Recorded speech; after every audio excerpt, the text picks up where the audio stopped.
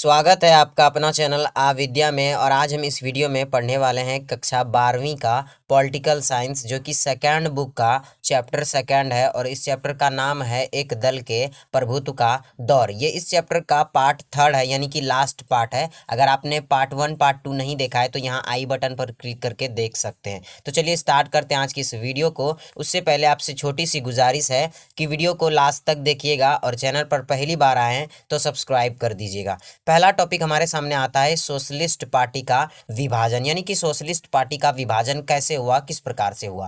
देखिए, socialist party के कई टुकड़े हुए और कुछ मामलों में सोशलिस्ट पार्टी ने बहुधा मेल भी किया, यानी कि बहुत सारे मामलों में सोशलिस्ट पार्टी ने मेल मिलाप भी कर लिया। लेकिन इस प्रकार हुई ये समाजवादी दलों में बहुत सारी फूट बनी, जैसे कि इन दलों ने एक कई पार्टियां बनाई, जैसे कि एक किसान मजदूर प्रजा सोशलिस्ट पार्टी, उसके बाद जनता पार्टी, प्रजा सोशलिस्ट पार्टी, संयुक्त सोशलिस्ट पार्टी का नाम है। तो ये सारी जो पार्टियां हैं वो सोशलिस्ट पार्टी से ही निकल करके ये नए नए पार्टियां बनाई गई है। अब यहाँ से एग्जाम में क्वेश्चन ये पूछा जाता है कि समाजवादी दल के प्रमुख नेताओं के नाम बताओ।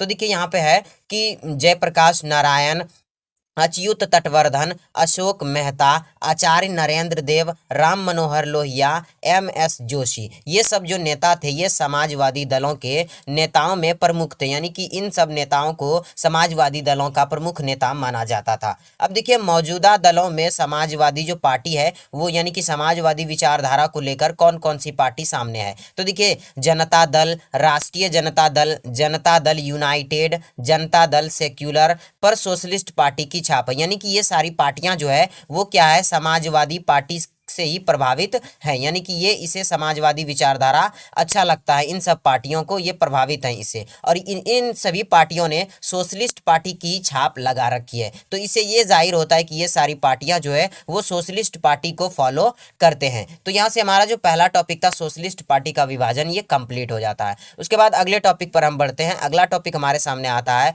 कांग्रेस की स्थापना। कांग्रेस की स्थापना कैसे हुई। तो देखिए, कांग्रेस का जन्म 1885 में हुआ था और इसकी स्थापना जो हुई थी वो एक रिटायर्ड अंग्रेज अधिकारी थे जिसका नाम था A.O. ह्यूम। इसके द्वारा इसकी स्थापना करवाई गई थी। और उस समय में जो ये कांग्रेस था वो क्या करता था, सिर्फ नव शिक्षित कामकाज और व्यापारी वर्ग का एक समूह हुआ करता था कांग्रेस पार्टी। इस प्रकार से ये समूह होते थे और समूह में कुछ काम करते थे इस प्रकार। लेकिन जब 20वीं सदी में यह एक जन आंदोलन का रूप ले लिया तो इसे पूरे भारत में जानने लगे कि कांग्रेस एक कांग्रेस नाम की एक पार्टी है जो कि स्वतंत्रता के लिए लड़ रही है। और धीरे धीरे यह पार्टी एक जनव्यापी राजनीतिक पार्टी का रूप लेने लगी, यानी कि धीरे धीरे कांग्रेस पार्टी जो थी वो सबका चहीता पार्टी बन गया था, क्योंकि ये स्वतंत्रता के लिए लड़ रहे थे, इसलिए सभी लोग इस पार्टी को पसंद करने लगे। और जल्द ही राजनीतिक व्यवस्था में कांग्रेस ने अपना दबदबा कायम भी कर लिया, क्योंकि इस पार्टी को सभी लोग बहुत ज्यादा पसंद कर रहे थे।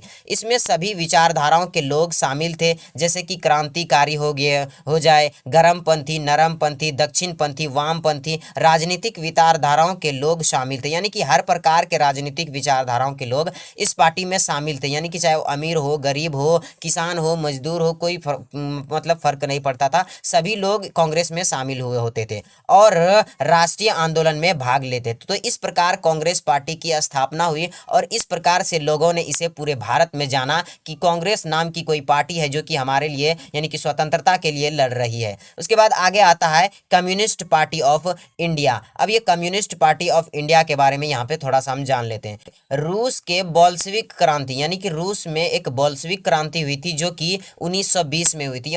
तो यहाँ से ऑब्जेक्टिव क्वेश्चन ये पूछा जाता है कि जो बोल्शेविक क्रांति हुई थी वो कब और कहाँ हुई थी। तो 1920 में हुई थी और रूस में हुई थी, ये आप याद रखिएगा। इसके दशक में भारत के जो अलग अलग हिस्से हैं उन भिन्न भिन्न हिस्सों में साम्यवादी जो समूह थे वो उभरे, यानी कि इस आंदोलन से, ये बोल्शेविक क्रांति से भारत के बहुत सारे हिस्सों में लोग को ये महसूस हुआ कि ये जो साम्यवादी है ये अच्छा विचारधारा है और इससे लोग उभरे, मतलब सामने आया, उन्होंने साम्यवादी को अपनाना चाहा। उसके बाद 1935 में साम्यवादियों ने कांग्रेस के दायरे में रहकर कार्य किया, यानी कि जो 1935 है इसमें साम्यवादी ने अपना मतलब कार्य जो किया वो कांग्रेस के में मिल बांट कर किया। और उसके बाद फिर कांग्रेस से ये साम्यवादी 1941 के दिसंबर में अलग हो गए। तो यहाँ से ऑब्जेक्टिव में ये पूछा जाता है कि जो कम्युनिस्ट पार्टी ऑफ इंडिया यानी कि साम्यवादी जो लोग थे वो कांग्रेस से कब अलग हुए, तो 1941 दिसंबर 1941 में अलग हुए थे। और इस समय साम्यवादियों ने नाजी जर्मन के खिलाफ लड़ रहे ब्रिटेन को समर्थन देने का फैसला किया था। यानी कि उस समय जो साम्यवादी के लोग थे उस समय जर्मनी के खिलाफ जो लड़ रहे ब्रिटेन थे उनको समर्थन देने का फैसला किया था। तो ये इस प्रकार से कम्युनिस्ट पार्टी ऑफ इंडिया की स्थापना हुई थी। और कैसे कैसे, अब यहाँ पे जानते हैं कि इसकी विचारधारा कैसी थी, यानी कि इसकी सोच कैसी थी। तो इस पार्टी का ये मानना था कि जो देश में हमें जो मतलब आज़ादी मिली है 1947 में, वो अच्छी आज़ादी नहीं है, मतलब वो सचमुच की अच्छी आज़ादी नहीं है। और इस विचारधारा के साथ पार्टी तेलंगाना में हिंसक विद्रोह को बढ़ावा दे दिया, यानी कि ये सोच करके कि ये जो हमें आज़ादी मिली है ये अच्छी आज़ादी नहीं है। और इस विचारधारा को लेकर के इस कम्युनिस्ट पार्टी ऑफ इंडिया ने क्या किया, तेलंगाना में हिंसक यानी कि विद्रोह करवा दिया, लड़ाई मारपीट करवा दी। अब देखिए साम्यवादी अपनी बात के पक्ष में जनता के समर्थन हासिल करना चाहता। अब ये क्या करना चाहता था, तो साम्यवादी अपना बात पहुंचाना चाहता था जनता के पास, और फिर ये क्या करता था, उन लोगों का अपना समर्थन चाहता था अपने पार्टी के ऊपर, और ये नहीं हो सका। और फिर इन्होंने क्या किया, सशस्त्र सेना द्वारा दबा दी गई, मतलब इसके आंदोलन को सशस्त्र सेना द्वारा दबा दिया गया। फिर इन्होंने क्या किया कि 1951 में साम्यवादियों ने हिंसक क्रांति का रास्ता छोड़ दिया। अब जो ये हिंसा करके ये लोग क्या कर रहे थे, अपना फॉलोवर बढ़ाने की कोशिश कर रहे थे, वो इन्होंने छोड़ दिया, यानी कि हिंसक का रास्ता छोड़ दिया।